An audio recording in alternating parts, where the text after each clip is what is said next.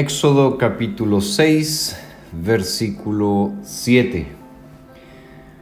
Los tomaré como pueblo mío, y yo seré su Dios. Ustedes sabrán que yo soy el Señor su Dios, que los libra de las cargas de Egipto. Uno de los temas más recurrentes en las Escrituras es el hecho de que Dios habita en medio de su pueblo.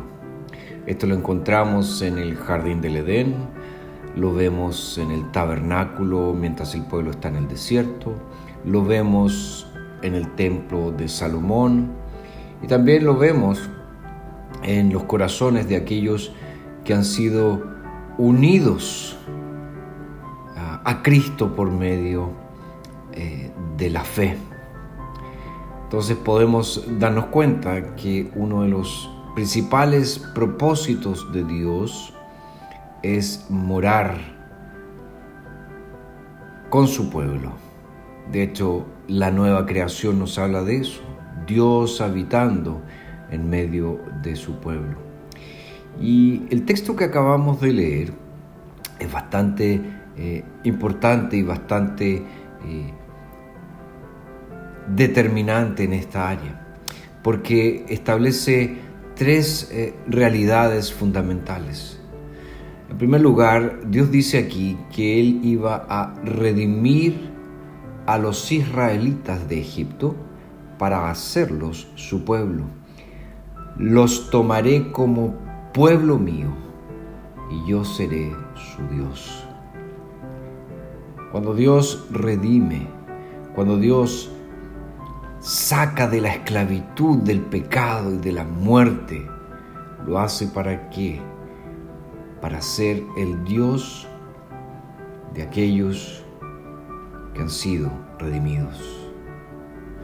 Y esta redención está en el fundamento o forma parte de este fundamento mismo de la relación de Dios con su pueblo que nosotros conocemos como el pacto. En segundo lugar, en este texto vemos que Dios será el Dios de ellos. Dice, los tomaré como pueblo mío y yo seré su Dios. Es decir, solamente Él será el objeto de la adoración de ellos. Solamente Él será el objeto del amor de ellos. Y más adelante nosotros encontramos en el libro de Deuteronomio, en el capítulo 6, cuando dice, escucha, oh Israel, el Señor nuestro Dios, el Señor uno es, y amarás al Señor tu Dios con todo tu corazón, con toda tu alma y con todas tus fuerzas. Dios, el único objeto de adoración. Y en tercer lugar, vemos aquí que hay una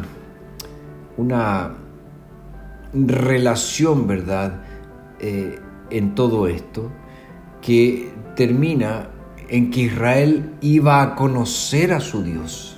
Dice, los tomaré como pueblo mío y yo seré su Dios y ustedes sabrán, o ustedes conocerán que yo soy el Señor, su Dios, que los libra de las cargas de Egipto.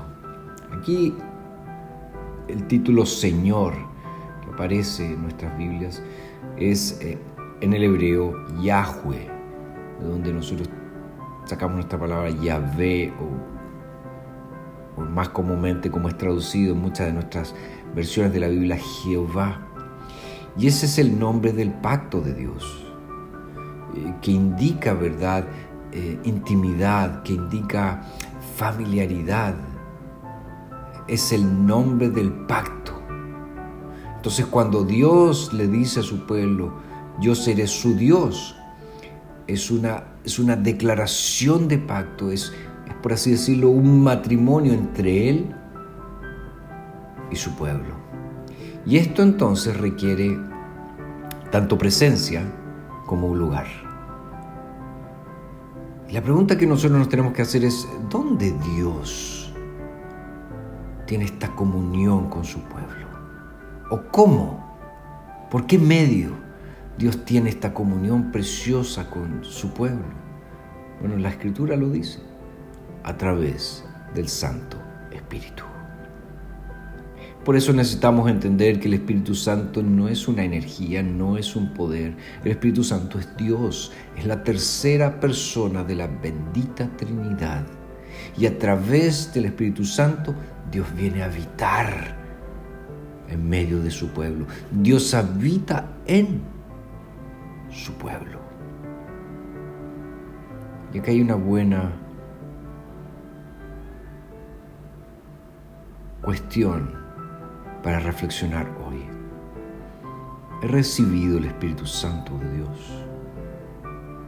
Yo no te estoy preguntando si vas a la iglesia, si oras, si te dices cristiano.